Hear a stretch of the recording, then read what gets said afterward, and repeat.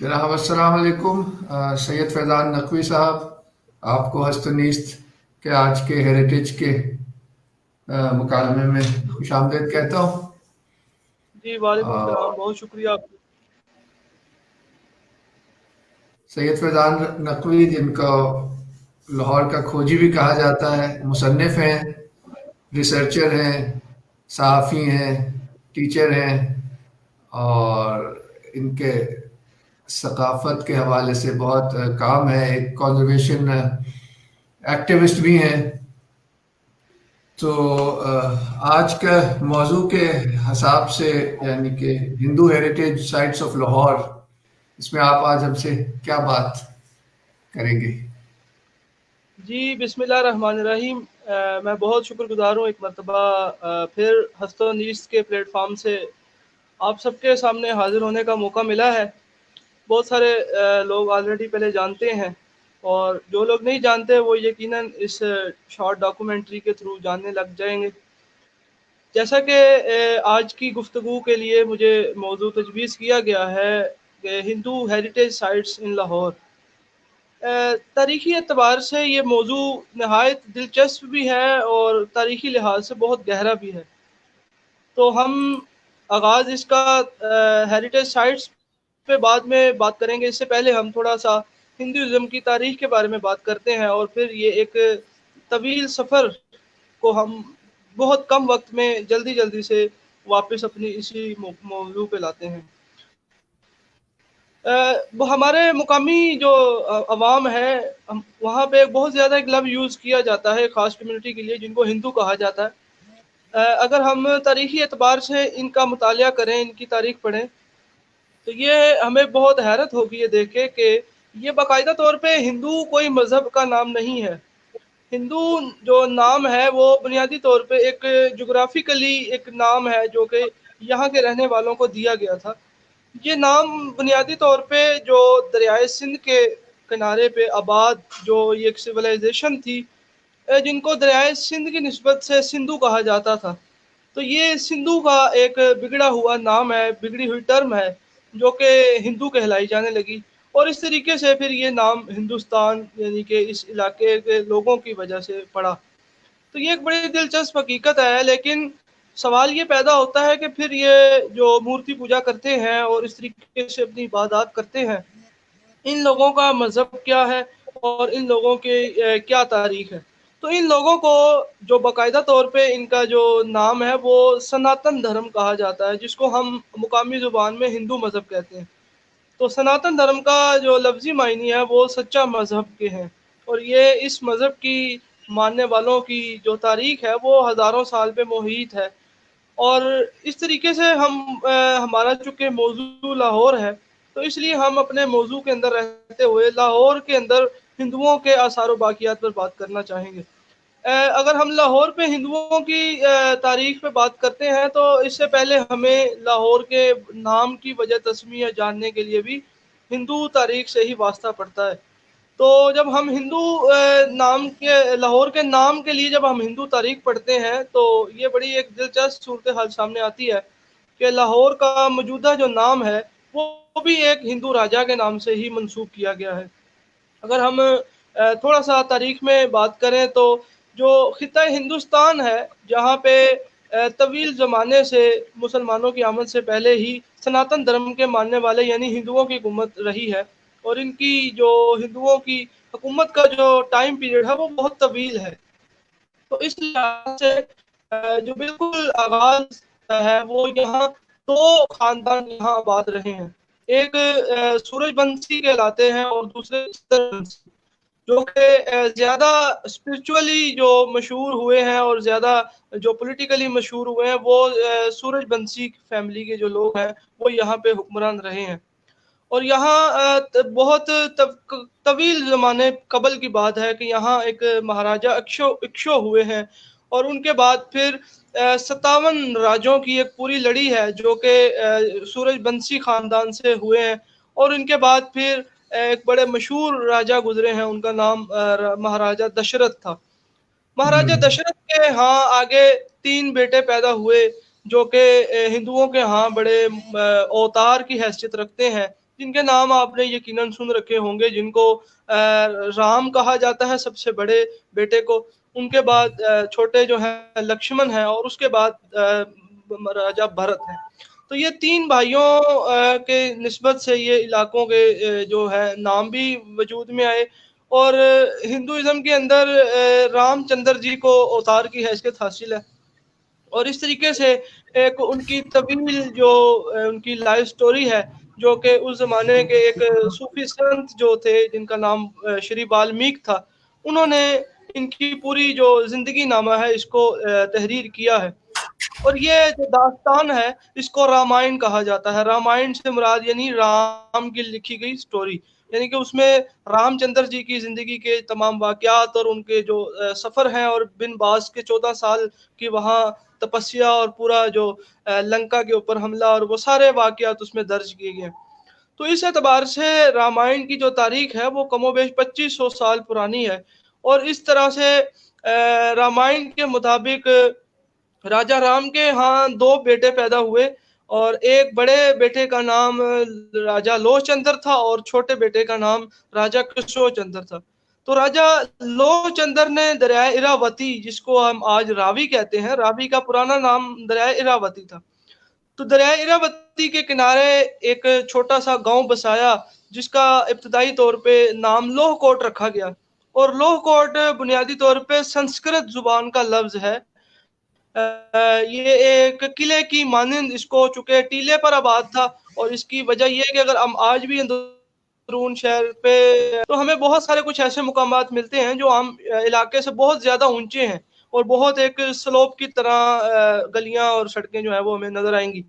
तो ये इस बात की दलील है कि ये लाहौर शहर की जो पुरानी आबादकारी है वो एक टीले के ऊपर आबाद थी। तो लोह ने जो छोटा सा इलाका बसाया था दरिया रावी के किनारे, वो लोह कोट के नाम से मशहूर हुआ था। और इस तरह से 11 नाम बिगड़ने के बाद ये 11वां नाम यानी लाहौर हुआ। दूसरा छोटा भाई जो राजा किशो था, उसने दरियाए ब्यास के किनारे एक छोटा सा इलाका बसाया, जिसको आज कसूर शहर कहा जाता है, बाबा बुल्ले शाह की नगरी भी कहा जाता है। तो ये पाकिस्तान के 2 बड़े मशहूर शहर 2 हिंदू राजाओं के नाम से मंसूब किए जाते हैं।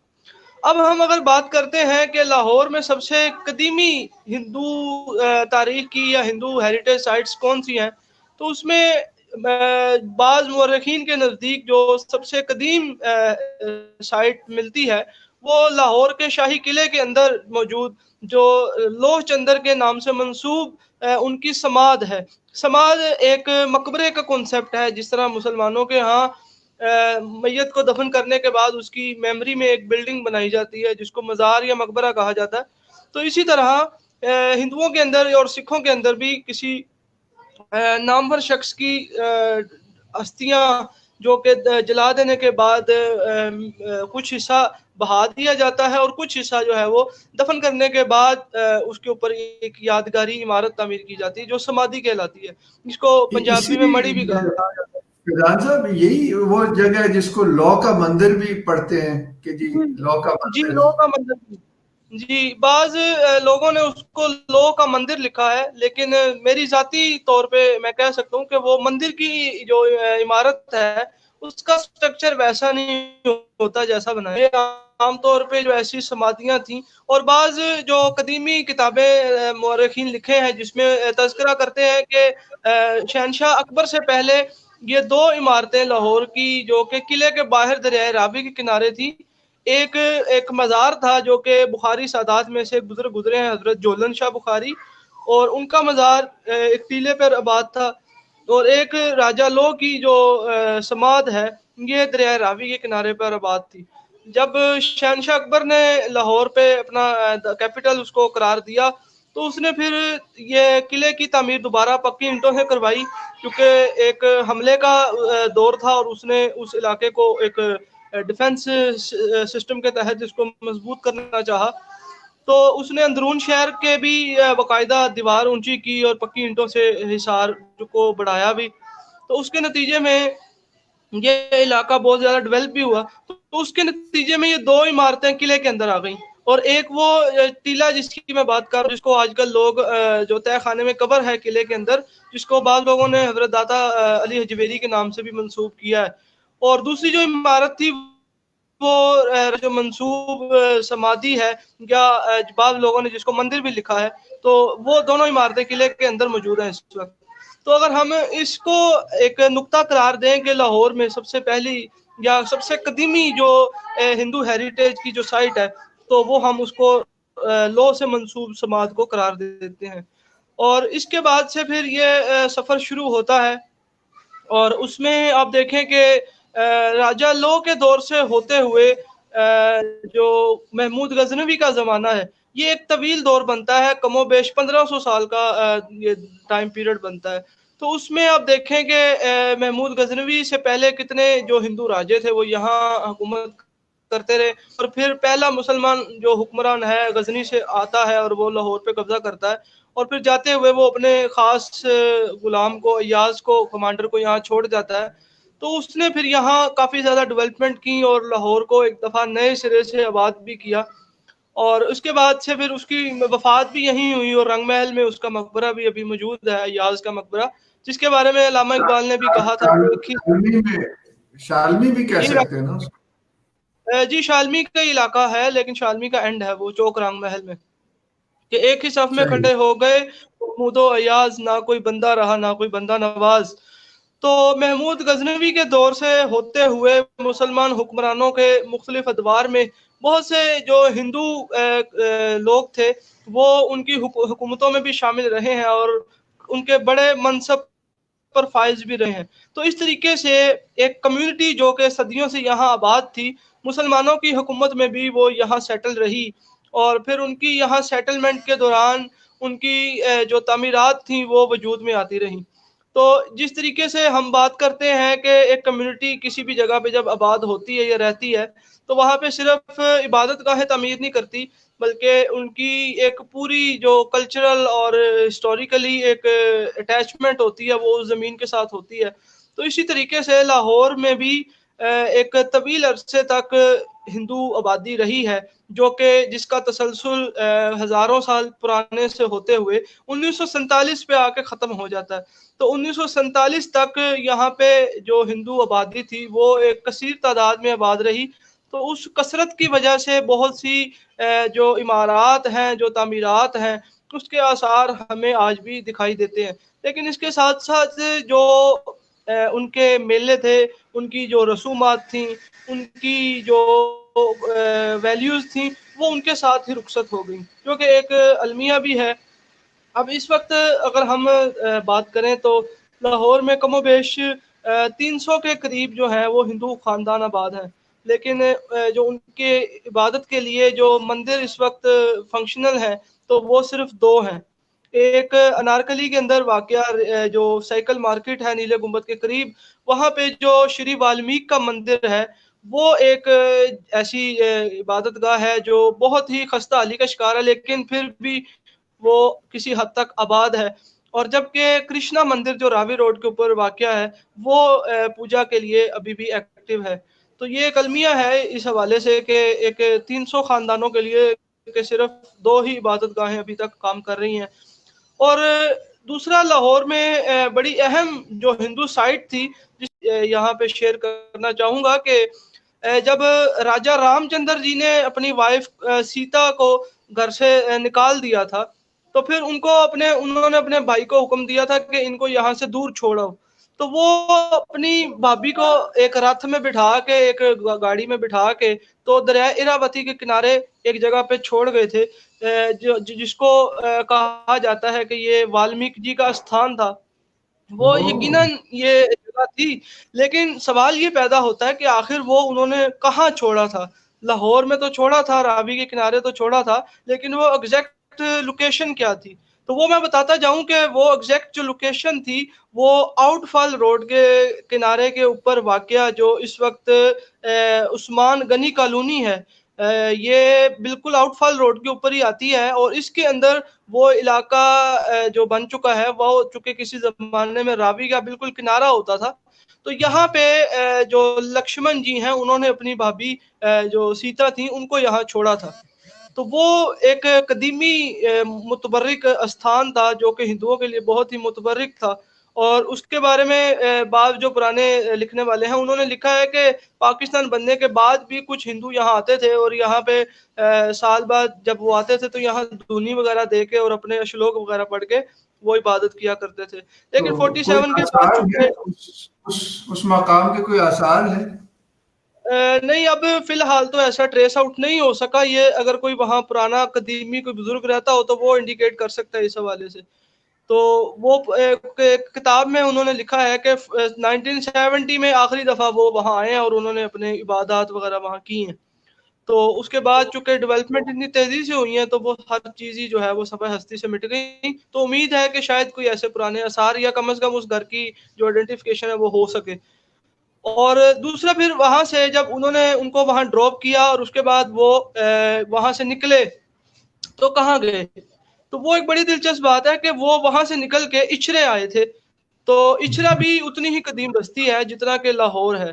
तो उन्होंने इचरे के अंदर एक जगह पर कयाम किया था और उस जगह पे उनके कयाम की याद में एक बड़ा ही शानदार एक मंदिर तामीर हुआ था जिसको चांद रात का मंदिर कहते थे। तो चांद रात के नाम से वो मोहल्ला चांद रात अभी भी वहाँ मौजूद है। मंदिर तो शायद नहीं रहा। 92 के बाबरी मस्जिद के सानहे के बाद वो डिमोलिश हो गया। तो लेकिन वो उस मोहल्ले का नाम अभी भी मोहल्ला चांद रात ही है जो कि इचरे की एक छोटा सा इलाका है। तो वहाँ लक्ष्मण जी ने चंद दिन गुजारे और यहाँ से फिर वो वापस अपने भाई के पास जा पहुंचे। तो इस तरह ये दो साइट्स जिनका मैंने जिक्र किया ये बिल्कुल ही एक छुपी हुई और बिल्कुल ही इग्नोर है, जिनका तज़किरा तारीख में तो बहुत अहम है लेकिन इसका स्ट्रक्चर वाइज या इसकी कोई मंदिर या कोई ऐसा आसार हमें अभी तक नहीं मिलते। इसके बाद अगर हम बात करें तो मुख्तलिफ अदवार में यहाँ जहाँ मस्जिदें तामीर होती आई हैं, जैसे अंदरून शहर में दो नीवी मस्जिदों का तज़किरा मिलता है तो वो उनका ताल्लुक लोधी पीरियड से है। तो लोधी पीरियड में यकीनी तौर पे जो है वो मंदिर भी तामीर हुए होंगे लेकिन उस तरह से हमें कोई कदीमी आसार ऐसे नहीं मिलते कि जिससे हमें इस बारे में पता चल सके। लेकिन डॉक्टर अब्दुल्ला चुगताई साहब जिन्होंने अपनी किताब लिखी है लाहौर सिखों के अहद में, तो उसमें वो लिखते हैं कि ये नीवी मस्जिद जो पापड़ मंडी में चौकमती के करीब वाक़या है, ये एक तालाब का जो हिस्सा था उसके अंदर ये मस्जिद तामीर की गई थी क्योंकि ये ज़मीन से 20 फुट नीचे है। तो वो कहते हैं कि यहाँ किसी ज़माने में हिंदुओं का कोई कदीमी मंदिर था और मंदिर ख़त्म हो चुका था, तो ये उसके तालाब का एक रेक्टेंगुलर एक तालाब का हिस्सा था ज़मीन से जो गहरा था। तो वो जुल्फ़कार अली लोधी ने यहाँ पे इसी तालाब के अंदर ही उसी मस्जिद की बुनियाद रख दी और मस्जिद को बना दिया। तो इस तरीके से वो जो सूखा तालाब था वो मस्जिद बनने के काम आ गया और वो एक इंतहाई खूबसूरत और एक अनोखी मस्जिद वजूद में आई। और इसी तरह एक दूसरी मस्जिद थी जो यक्की दरवाजे के अंदर थी, लेकिन उसकी खैर बारे में उनकी ये स्टेटमेंट नहीं है। यकीनी तौर पे उसकी कोई और वजह हो सकती है। तो इस तरीके से ये सफ़र चलता हुआ शहनशाह अकबर के दौर तक आता है और शहनशाह अकबर के जो पॉलिसी थी वो तमाम लोगों को मालूम ही है कि सुलह कुल की पॉलिसी अपना रखी थी। तो उस दौर में एक जो हिंदू जो लोग थे उनके 9 रत्नों में भी शामिल थे और फिर हिंदू खानदानों में उन्होंने शादियां भी की थी। तो इस तरीके से एक बहुत ज़्यादा कुर्बत का मौका मिला और बहुत ज़्यादा जो हिंदू थे वो खुल के सामने आए और इस तरीके से जहांगीर के दौर में भी ये इसी तरह सिलसिला जारी रहा। और इस तरह अगर हम लाहौर के अगर मंदिरों की हम बात करते हैं जो इस वक्त हमें फिजिकली देखने में नजर आते हैं, तो वो ज्यादातर मंदिर जो हैं वो हमें सिख पीरियड के मिलते हैं जो तामीराती लिहाज से। और चंद एक जो है वो मुगल दौर के भी हैं, जैसे कि शहनशाह शाहजहां के दौर का एक मंदिर जो है वो हमें इचरे में मिलता है, जिसका भेरू का स्थान जो कि इचरे में शमा स्टॉप के साथ ही नीचे उतर के वाक़या है। तो वो मंदिर शाहजहां के दौर में तामीर हुआ था और जिसको गोदर नामी एक शख्स ने बनाया था। और बाद अज़ां फिर महाराजा रंजीत सिंह के दौर में ये बाकायदा तौर पे जो है वो अभी मैं इनको वो दिखा रहा हूँ वाल्मीकि मंदिर की तस्वीर, वो जो नारकली में है, बड़ी खूबसूरत है ये मंदिर तो। नहीं सर, ये वाल्मीकि का मंदिर नहीं है बल्कि ये बंसी का मंदिर है, बंसीधर। अच्छा, ये भी अनारकली में है? जी ये भी अनारकली में, वो दूसरी ये साइड अलग पे है? है वो। ये अलग है, ये उसका है, ये आता है लोहारी गेट की तरफ से। अच्छा अच्छा अच्छा, ठीक ये है। बंसीधर मंदिर है, ये बहुत शानदार और कदीमी मंदिर था जो कि जो है वो इस वक़्त घरों के अंदर आ चुका हुआ है। तो इस तरीके से ये एक सिलसिला था जो कि शहंशाह अकबर से होता हुआ औरंगज़ेब आलमगीर का जो दौर हुकूमत था उसके बारे में जो एक एतराज़ पाया जाता था कि उन्होंने बहुत ज़्यादा हिंदुओं पे ज़ुल्म किए और बहुत सारे जो मंदिर थे वो भी तोड़े। लेकिन उनकी वकालत करते हुए जो मौरख़ीनों ने लिखा है वो ये लिखते हैं कि बहुत सारे जो मंदिर थे उनमें चढ़ावों का बहुत ज़्यादा एक पैसा और पूरा एक सिस्टम था, जिसके तहत वहाँ के जो पंडित और पुजारी थे वो बहुत ज़्यादा स्ट्रॉन्ग हो गए हुए थे और वो अक्सर और बेशतर हुकूमती अहकामात को तस्लीम नहीं करते थे और हुकूमत के खिलाफ कुछ कार्रवाइयाँ भी करते थे। तो जिसके नतीजे में आलमगीर ने उनके खिलाफ ऑपरेशन किया और उनको गिरा दिया। और इस तरह बहुत सारे मंदिरों की तामीर का भी ज़िक्र मिलता है कि औरंगज़ेब आलमगीर ने सरकारी फंड से बहुत सारे मंदिर भी तामीर किए। ख़ैर औरंगज़ेब अच्छा था या बुरा था, या वो मंदिर बनाने वाला था या गिराने वाला था, ये बहस हम मौरख़ीन पे छोड़ते हैं। तो वापस हम लाहौर के हेरिटेज पे आते हैं। तो इस तरह जो दौर था मुग़लों से होता हुआ वो सिखों की हुक्मरानी शुरू होती है और सिखों की हुक्मरानी में बहुत सारे जो मंदिर हैं वो दोबारा तामीर होते हैं। अच्छा, अब सिखों की जो तारीख़ है वो बड़ी एक दिलचस्प सी भी है और काबिल अफ़सोस भी है कि जो सिखों की तारीख़ है वो 3 हिस्सों पे तक़सीम की जाती है। एक वो दौर था जो पहला दौर था महाराजा रणजीत सिंह से पहला, उसमें बंगी मिसलें जो हैं वो तख्त नशीनी के लिए आपस में लड़ रही थी और उसके नतीजे में लाहौर को बहुत शदीद नुकसान भी पहुंचा। और इस तरीके से जी ये है वाल्मीकि मंदिर। ये वाल्मीकि मंदिर में इबादत हो रही है। ये पीछे श्री वाल्मीकि का जो है वो स्टैचू है, उनकी मूर्ति है और ये पंडित जो है ये आगे पूजा करवा रहे हैं। सही। ये दिवाली दिवाली मनाई जा रही है। जी, ये बहुत खूब, दिवाली हो रही है। जबरदस्त। तो ठीक इस जनाब। तरीके से दूसरा जो दौर है वो महाराजा रणजीत सिंह का दौर शुरू होता है जो कि 1799 से लेकर 1839 तक जारी रहता है। 40 साल की इस हुकूमत के अंदर बहुत सारी नई तमीरात सामने आती हैं और जहां उन्होंने एक आज़ादी दी थी या एक लिबरल हुकूमत कायम की थी, ये हम कह सकते हैं। तो वहाँ उन्होंने बेशुमार मंदिरों की तमीर के अलावा वहाँ पे उन्होंने बेशुमार गुरुद्वारे भी तमीर किए। तो जहाँ-जहाँ पे भी लाहौर के अंदर किसी गुरु से मुतल्लिक उनकी जो मेमोरी थी, तो उसको महफूज़ करने के लिए उन्होंने वहाँ सरकारी सतह पे गुरुद्वारा तमीर किया। तो यही वजह है कि अगर हम आज काउंट करें तो मेरी रिसर्च के मुताबिक सिर्फ़ लाहौर के रीजन के अंदर जो अतराफ़ के गाँव हैं उनको मिला के लाहौर में 40 सिख गुरुद्वारे पाए जाते हैं, जो कि अभी भी किसी न किसी हालत में मौजूद हैं। जबकि अगर हम मंदिरों की बात करते हैं तो ओवरऑल कुल मिला के तकरीबन 150 मंदिर जो हैं वो अभी भी हमें रिकॉर्ड में यानी कि हैं और फिज़िकली जो है वो उसमें काफ़ी, चूँकि 92 में तोड़-फोड़ का अमल भी वजूद में आया, तो उसकी वजह से काफ़ी नुकसान हुआ। तो फिज़िकली मेरा ख़्याल है कि 70 के करीब तो यकीनी तौर पे अभी भी देखने को मिल जाते हैं, जिनके आसार किसी न किसी हद तक बाकी हैं। तो मंदिर तो एक इबादत गाह के तौर पे वजूद में आती है और यहाँ पे एक चीज़ का मैं इज़ाफ़ा करता जाऊँ कि मंदिर बुनियादी तौर पे फ़ारसी ज़ुबान का लफ्ज़ है, जो कि 2 अल्फ़ाज़ के साथ मिल के बना है, यानी मन और दर। मन यानी मैं और दर यानी दरवाज़ा, तो मंदिर का यानी दरवाज़ा। तो इस तरीके से ये 2 मायनी मजमूआ है कि इस तरीके से कि जिसमें आप अपने आप को पहचानने का एक ज़रिया तलाश करते हैं कि जिसमें आप अपने आप की हकीकत पहचानते हैं। तो इस तरीके से ये है कि ये सिलसिला जो है वो 150 मंदिर जो हैं वो मेरी लिस्ट में जो है वो मौजूद हैं, लेकिन उसके अलावा भी जो है वो देखे जा सकते हैं। तो इसके अलावा अगर आप देखें तो लाहौर में इतनी खूबसूरत हवेलियाँ और ऐसी आबादियाँ हमें नज़र आती हैं कि जिसमें आप देख सकते हैं कि उसमें उनकी जो है वो हवेलियों के शानदार कंस्ट्रक्शन है, उनकी जो हिंदी की प्लेटें हैं, वो आपको उसमें दिखाई देती हैं।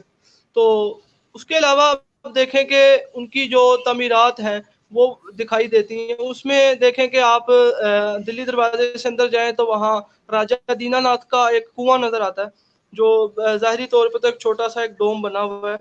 तो उसमें वो देखने में आता है कि शायद वो कोई समाध है या कोई मकबरा है, या लेकिन वो देखा जाए तो वो अवाम के लिए बनाया गया एक कुआं था। और इसी तरह अगर हम अनारकली बाजार के अंदर आते हैं, तो जहाँ शूज की मार्केट खत्म होती है, तो वहां पे भी एक चर्च की तरह या एक मंदिर की शक्ल का एक मोन्यूमेंट बना हुआ है। तो वो लोग उसको ज्यादातर मंदिर ही समझते हैं, लेकिन जबकि देखें तो वो रतन सिंह का बनाया हुआ वो एक कुआं है पानी का, जो आम पब्लिक के लिए जो है वो वहां पे बनाया जाता था। तो इस तरीके से जो स्ट्रक्चर हैं उसकी हमें कई तरह की रिहायशी स्ट्रक्चर भी नज़र आते हैं, कुछ जो है वो अवामी जो तामीरात हैं उसमें भी कंट्रीब्यूशन नज़र आता है। उसमें आप देखेंगे जो इमारत लाहौर में पाई जाती हैं उसमें हिंदू इमारतों की कुछ ख़ास अलामात हमें आम तौर पे बड़ी फ़ौरी नज़र आ जाती हैं। उसमें एक तो बाज़ जगह पे तो हिंदी लिखी होती है, हिंदी स्क्रिप्ट देवनागरी जो है, उसके स्क्रिप्ट से हमें फ़ौरन पता चल जाता है कि ये हिंदी इमारत है, हिंदुओं की मतलब इमारत है या सिखों की है। क्योंकि सिखों के यहाँ गुरमुखी ज़ुबान राइज थी, तो वो पंजाबी में लिखते थे, और हिंदुओं में चूँकि देवनागरी खत था, तो वो उसमें अपने मकानों के ऊपर कतबा और इस तरह की जो है वो लिखते थे। तो इससे एक तो ये पहचान होती हमें नज़र आती है।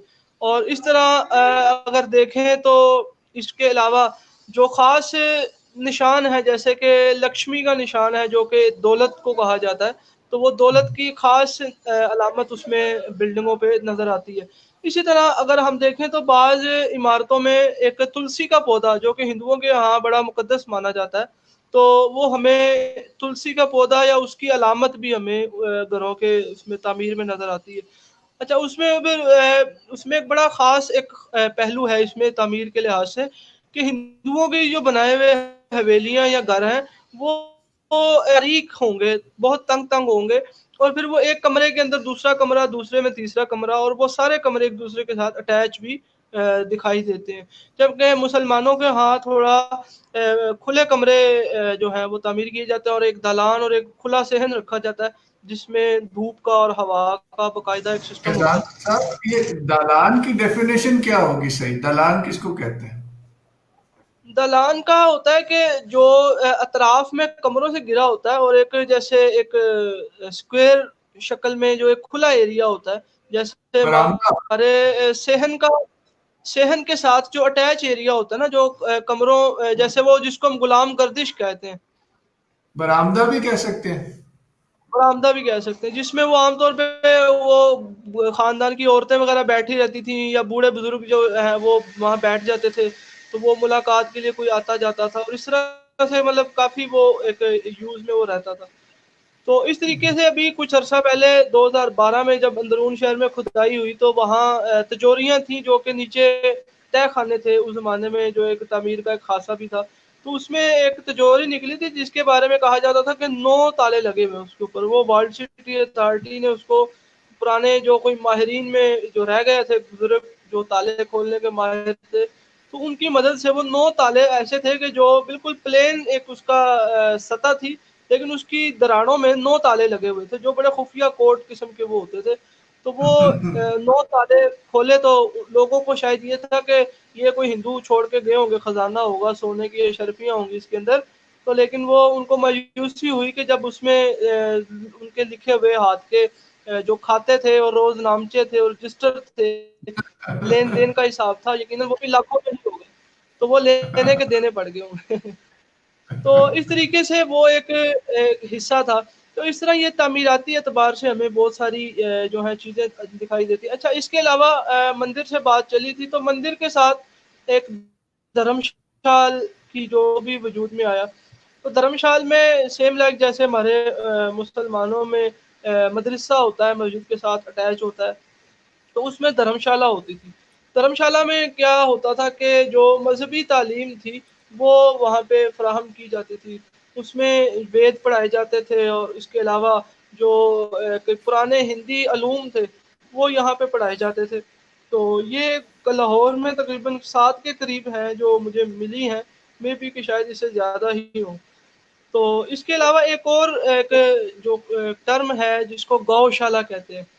गौशाला ओह। चूँकि गाय को हिंदुओं के यहाँ एक मुतबर्रिक माना जाता है, तो वो मंदिर के साथ अटैच एक एरिया के अंदर एक एक या कम से कम 2 जो है वो गायें वहाँ रखी जाती थी। तो वहाँ पे उसके रहने का इंतज़ाम होता था और वो उस हिस्से को गौशाला कहा जाता था। और रावी के किनारे पे एक बड़ी मशहूर गौशाला होती थी जो कि अब शायद ख़त्म हो चुकी हुई है। क्योंकि वो एक अस्तबल की तरह होती है, एक बाड़े की तरह होती है। तो लेकिन चूँकि वो उसका जो गोबर होता है, गाय का फुजला होता है, उसको वो लेप वगैरह करने के लिए जो है वो यूज़ किया जाता था। अभी भी गाँव में, देहातों में जो है उपले बनाए जाते हैं उससे, और उसको वो बतौर ईंधन भी इस्तेमाल किया जाता है। और उसके अलावा पहले ज़माने में जो है वो लोग मिट्टी में मिला के उसको छतों की लिपाई भी करते थे, और अभी भी शायद करते होंगे गाँव में।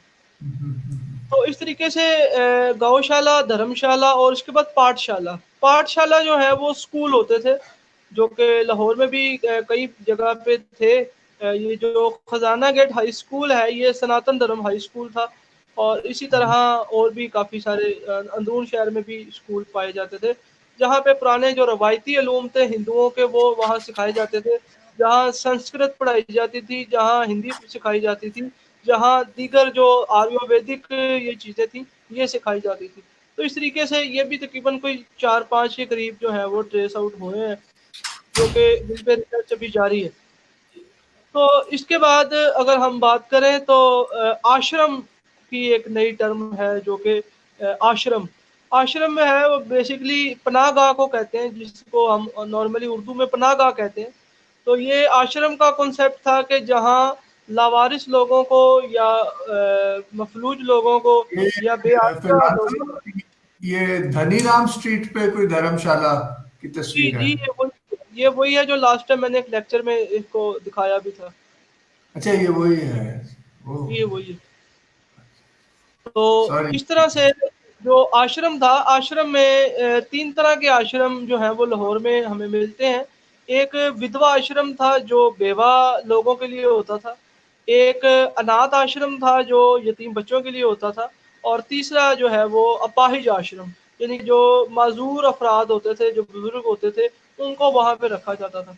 और अगर हम लाहौर में हिंदुओं की कंट्रीब्यूशन की बात करें, तो हम लाहौर में जिस भी इलाके की तरफ रुख करते हैं, तो वहाँ पे हमें हिंदू कंट्रीब्यूशन नज़र आती है, हिंदू आबादियाँ नज़र आती हैं, हिंदुओं के नाम से बसे इलाके नज़र आते हैं। अगर आप देखें तो लाहौर के नहर के किनारे जो एक इलाका धर्मपुरा के नाम से है, तो ये भी स्पेशली हिंदुओं के नाम से बसाया गया, और फिर सारी आबादी ही वहाँ पे हिंदू रही।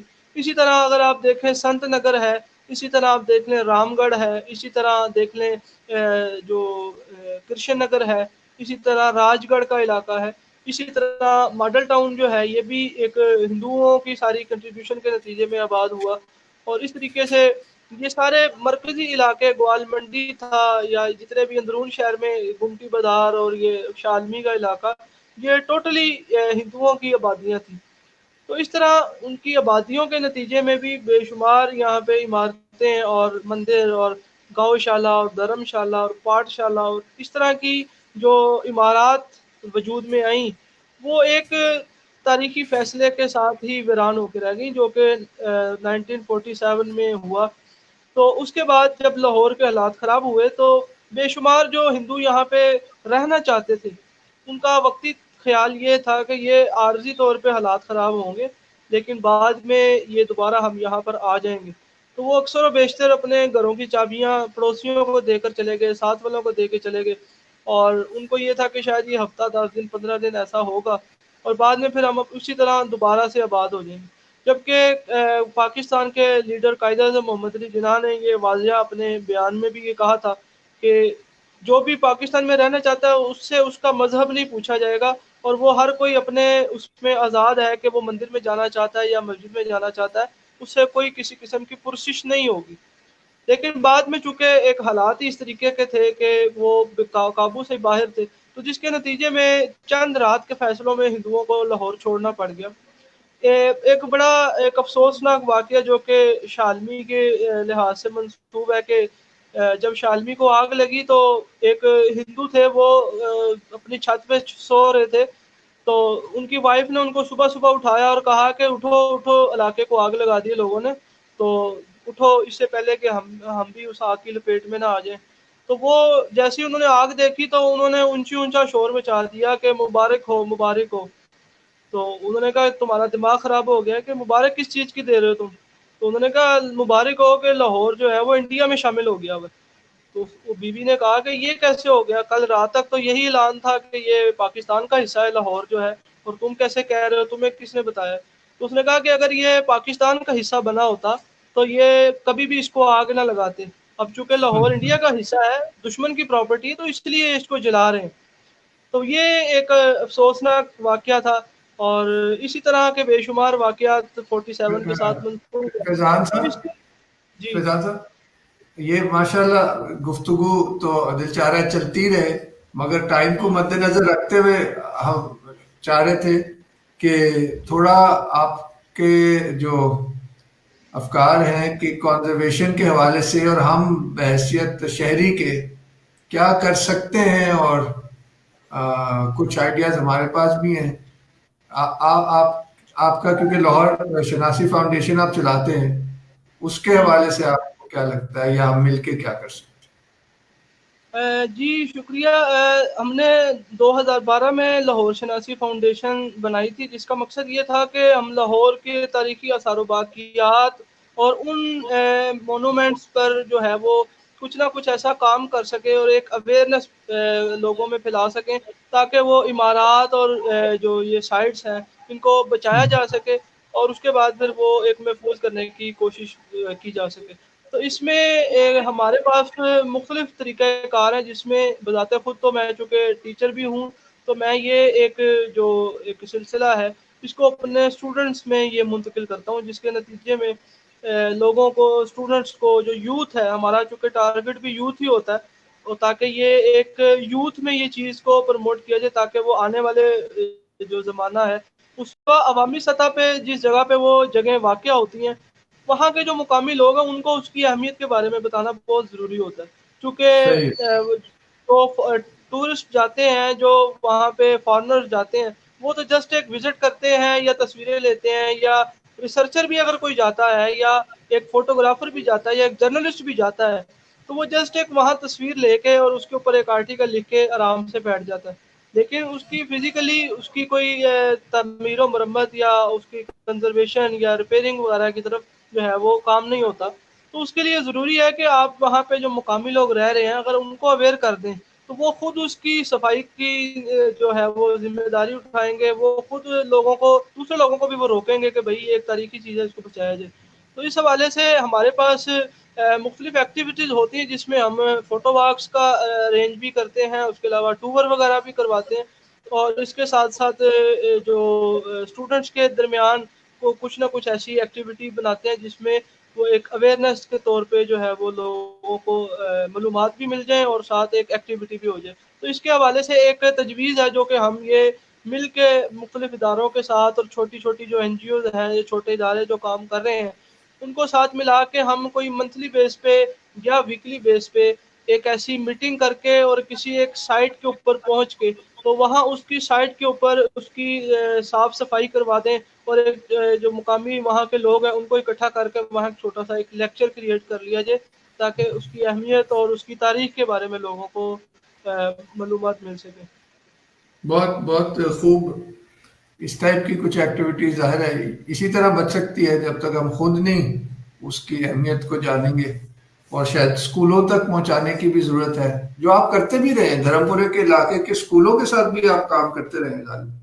जी, मुख्तलिफ़ स्कूलों के साथ ऑलरेडी हमने काम भी किया है। इसके अलावा कनेड जो कॉलेज है, उनके साथ भी, और पंजाब यूनिवर्सिटी के साथ भी हमने ये पहले थोड़ा से प्रोजेक्ट किए हैं, जिसमें हमारा मकसद ये होता है कि स्टूडेंट्स को पहले हम एक लेक्चर देते हैं, उस लेक्चर के बाद उनको उन हेरिटेज साइट्स की जो है वो सैर भी करवाते हैं। सैर के बहाने उनकी अवेयरनेस होती है। तो 10-20 में से कम 4-5 जो हैं वो उनके अंदर वो एक लगन लग जाती है, या उसका एक शौक पैदा हो जाता है। तो जिसके नतीजे में वो दिए से दिया जलना जो है वो शुरू हो जाता है। उसके अलावा अगर हम एक ये भी काम कर सकते हैं कि जो हेरिटेज साइट्स अभी हमारे पास रह गई हैं, उनकी कुछ पुराने फ़ोटोग्राफ रिकॉर्ड्स हैं हमारे पास। तो अगर हम उनको 20-30-50 डेवलप करवा के उस इलाके में उनको बाँट दिया जाए कि भई ये देखो, ये पुरानी चीज़ थी, ये ऐसे होती थी और अब ये है। तो वो एक पुरानी तस्वीर अगर रख के वो अपने पास महफ़ूज़ कर लेते हैं, और अगर हमारे जैसा या आने वाले बच्चों में से अगर कोई वहाँ जाता है, तो वो कम से कम वो तस्वीर उनको दिखा के एक लगन लगा सकते हैं कि देखें जी पहले ये इमारत ऐसी थी और अब ये ऐसी है।